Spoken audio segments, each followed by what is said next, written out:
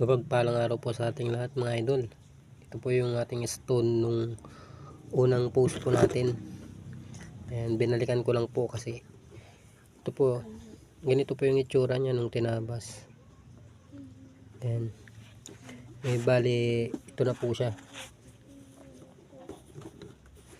Ayan. Ito po yan. Bali, may nakita ko sa Facebook na kaparyas niya din. Saka nakita ko rin sa YouTube ganitong stone din po. Namamagnet daw mga tol. Ayan. Ngayon titesting ko natin kung ano po yung totoo. Ayan. Ito po. Ito po yung magnet natin mga tol. Testing po natin.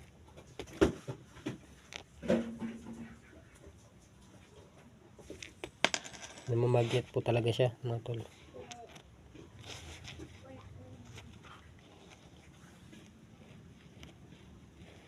Ayan.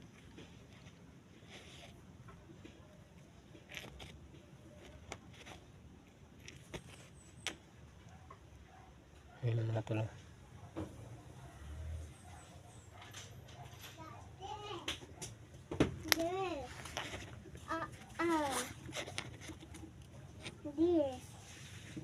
Didi.